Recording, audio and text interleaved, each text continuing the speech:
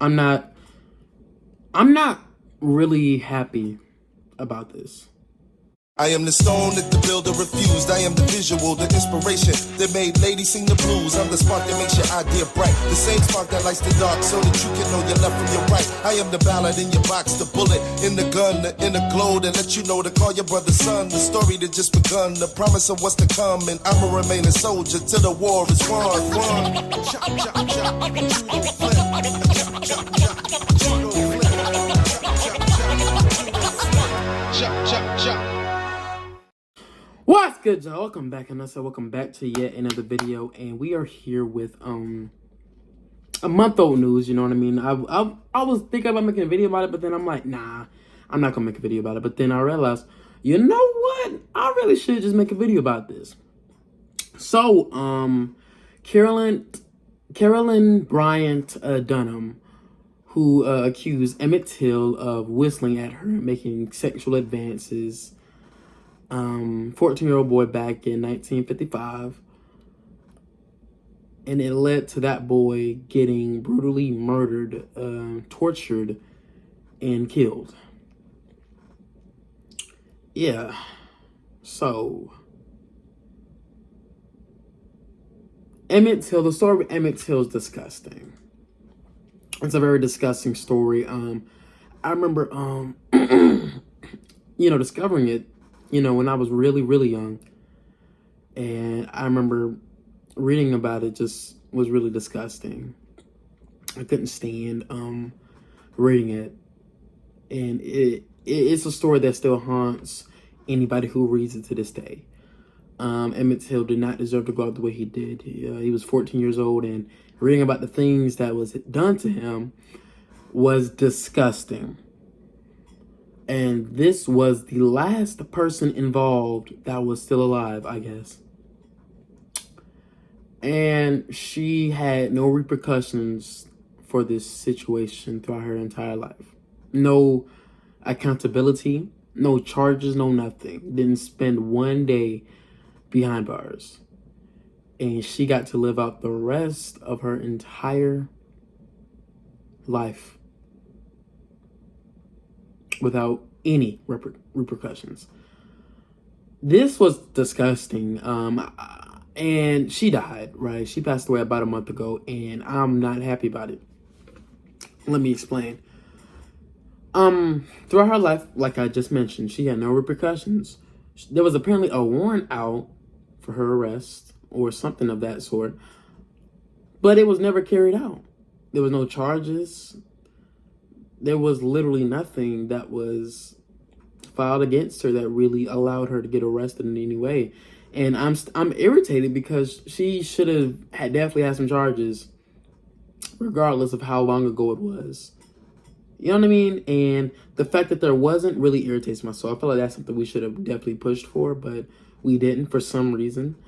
We pushed for, of course, George Floyd. Alton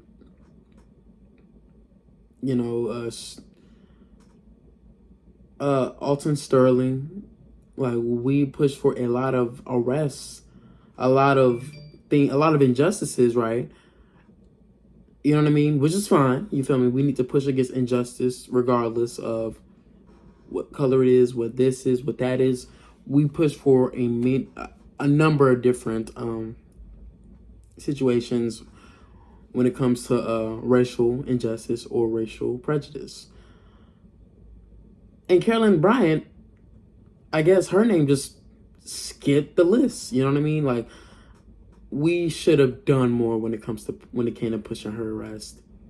We should have definitely done that, because there's no way that she should have died a free woman. You know what I mean?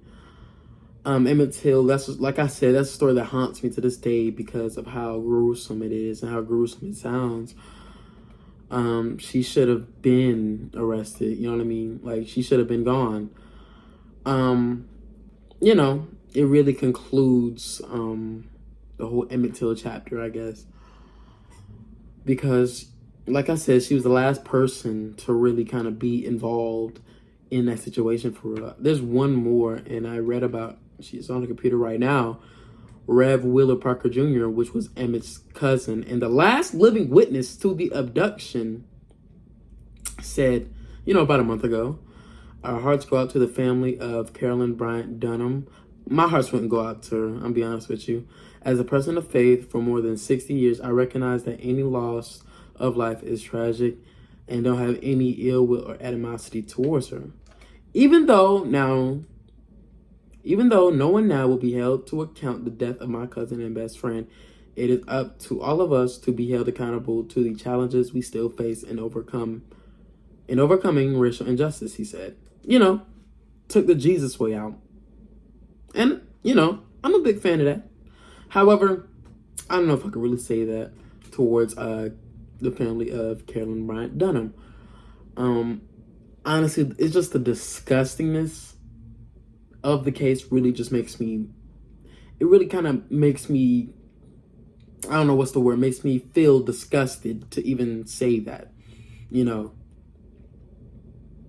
Hearts go to the family. Bro, if that was my cousin and I witnessed that, bro, what? And I saw my cousin's body in a casket like that and it all rooted from her? I don't know. I couldn't say those type of words, but hey, Jesus helps people, you feel me? Jesus helps people see things in a different way and in a more positive way, you know what I'm saying? So, to each his own. Yeah, and it turns out that, Emmett did whistle, but didn't make sexual advances, didn't touch her, didn't disrespect her in any kind of way. And, of course, she, I guess, admitted it. So, yeah, she should have definitely had some type of charges for, riling up her racist family. Like, what? Are you kidding me? I digress. So, at the end of the day, Emmett will never really get true justice, and that really disgusts me. But,